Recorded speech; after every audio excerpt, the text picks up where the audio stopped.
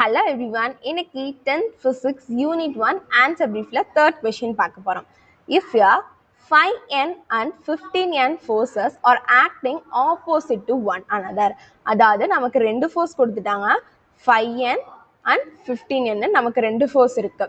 இதுல நம்ம n லெட்டரோட join பண்ணி எதுக்கு எழுதியிருக்கோம்னா, ஏன்னா ஃபோர்ஸோட எஸ்ஐ யூனிட் வந்து என்ன நியூட்டன். ஸோ அதை ரெப்ரசென்ட் பண்ணுறதுக்காக தான் நம்ம இந்த n லெட்டர் யூஸ் பண்ணுறோம். ஓகே, இப்போ நமக்கு ரெண்டு ஃபோர்ஸஸ் வந்து கொடுத்துருக்காங்க. இந்த ஃபோர்ஸஸ் வந்து எப்படி ஆக்ட் ஆகுதுன்னு சொல்கிறாங்க. அதாவது ஒரு ஃபோர்ஸ் வந்து லெஃப்ட் சைட் டைரக்ஷனில் ஆக்ட் ஆனிச்சுன்னா இன்னொரு ஃபோர்ஸ் வந்து ரைட் சைடில், அதாவது ஆப்போசிட்டாக இருக்குன்னு சொல்கிறாங்க. இப்போ நம்ம இதில் என்ன ஃபைண்ட் அவுட் பண்ணோம்னா, ஃபைண்ட் த ரிசல்டன்ட் ஃபோர்ஸ். அதோட ரிசல்டன்ட் ஃபோர்ஸ் என்னன்னு கண்டுபிடிக்கணும்.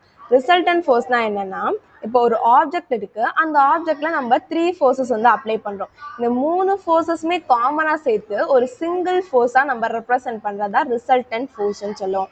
ஓகே, நெக்ஸ்ட் இந்த ரிசல்டன்ட் ஃபோர்ஸோட டைரக்ஷன் ஆஃப் ஆக்ஷன். அந்த ரிசல்டன்ட் ஃபோர்ஸோட டைரக்ஷன் எந்த சைட்ல ஆக்ட் ஆகுதுன்னு கேட்குறாங்க. நமக்கு டோட்டலா 2 கொஸ்டின்ஸ் வந்து கேட்டிருக்காங்க. ஃபர்ஸ்ட் நம்ம கிவன் என்னன்னு எழுதிப்போம். கிவன் நமக்கு இதில் டோட்டலாக எத்தனை ஃபோர்ஸ் வந்து இருக்குது, ரெண்டு ஃபோர்ஸ் இருக்குது. ஸோ ஃபோர்ஸ் 1ன்னு ஒன்று எழுதிப்போம், இன்னொன்று வந்து ஃபோர்ஸ் 2ன்னு எழுதிப்போம். ஓகேவா? இப்போ ஃபோர்ஸ் 1ஓட வேல்யூ வந்து என்னது 5n, ஃபோர்ஸ் 2ஓட வேல்யூ 15n. நமக்கு இப்போ ரெண்டு ஃபோர்ஸ் வந்து கிடச்சிட்டு, இப்போ என்ன பண்ணணும், அதோட ரிசல்டன்ட் ஃபோர்ஸ் வந்து என்னன்னு கேட்குறாங்க. இப்போ ரெண்டு ஃபோர்ஸுமே ஆப்போசிட் டைரக்ஷனில் ஆக்ட் ஆனிச்சுன்னா அதோட ரிசல்டன்ட் ஃபோர்ஸ் கண்டுபிடிக்கணும்னா, இருக்கிறதுலே லார்ஜஸ்ட் ஃபோர்ஸ்லேருந்து ஸ்மாலஸ்ட் ஃபோர்ஸை நம்ம சப்ராக்ட் பண்ணோம்னா ரிசல்டன்ட் ஃபோர்ஸ் கண்டுபிடிச்சிடலாம். அதாவது நமக்கு எந்த ஃபோர்ஸ் அதிகமாக இருக்குது, 15n அதிகமாக இருக்கா, எந்த ஃபோர்ஸ் கம்மியாக இருக்குது, 5n. ஸோ 15nலேருந்து நம்ம 5n சப்ராக்ட் பண்ணுறோம். அப்போ நமக்கு ஆன்சர் என்ன வரும், 10n.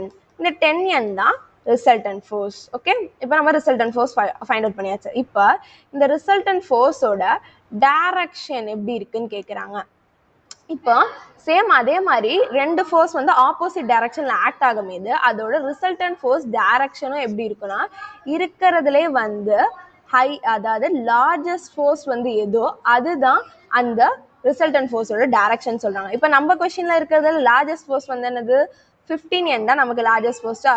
ஸோ அதோட டைரக்ஷன் வந்து எப்படி ஆக்ட் ஆகும்னா, 15n ஃபோர்ஸ் வந்து எந்த சைடில் இருக்கோ அதுதான் இந்த ரிசல்டன்ட் ஃபோர்ஸோட டைரக்ஷன் சொல்கிறோம்.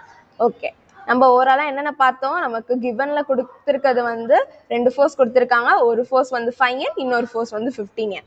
ஓகே, இப்போ நம்ம ரிசல்டன்ட் ஃபோர்ஸ் வந்து ரெண்டு ஃபோர்ஸ் ஆப்போசிட் டைரக்ஷனில் ஆக்ட் ஆனிச்சுன்னா நம்ம எப்படி ஃபைண்ட் அவுட் பண்ணுவோம், லார்ஜஸ்ட் ஃபோர்ஸ்லேருந்து ஸ்மாலஸ்ட் ஃபோர்ஸை சப்ராக்ட் பண்ணும்போது லார்ஜஸ்ட் ஃபோர்ஸ் வந்து நமக்கு என்னது 15n, ஸ்மாலஸ்ட் ஃபோர்ஸ் 5n. இது ரெண்டுத்தையும் நம்ம சப்ராக்ட் பண்ணோம்னா நமக்கு 10n வந்து கிடைக்குது. அதுதான் இந்த ரெண்டு ஃபோர்ஸோட ரிசல்டன்ட் ஃபோர்ஸ்ன்னு சொல்கிறோம். ஓகேவா? நெக்ஸ்ட் இந்த ரிசல்டன்ட் ஃபோர்ஸ் எந்த டைரக்ஷன்ல ஆக்ட் ஆகுது, அந்த ரெண்டு ஃபோர்ஸஸுமே எந்த ஃபோர்ஸ் லார்ஜஸ்டா இருக்கோ அந்த ஃபோர்ஸ் எந்த சைடில் ஆக்ட் ஆகுதோ அதில் தான் இந்த ரிசல்டன்ட் ஃபோர்ஸுமே ஆக்ட் ஆகும்னு சொல்கிறாங்க. ஸோ இருக்கிறதுல ஹையஸ்ட் ஃபோர்ஸ் வந்து நமக்கு என்னது 15n. ஸோ இந்த டைரக்ஷனில் தான் ரிசல்டன்ட் ஃபோர்ஸும் ஆக்ட் ஆகுதுன்னு சொல்கிறாங்க. அவ்வளோதான் இந்த கான்செப்ட். தேங்க்யூ.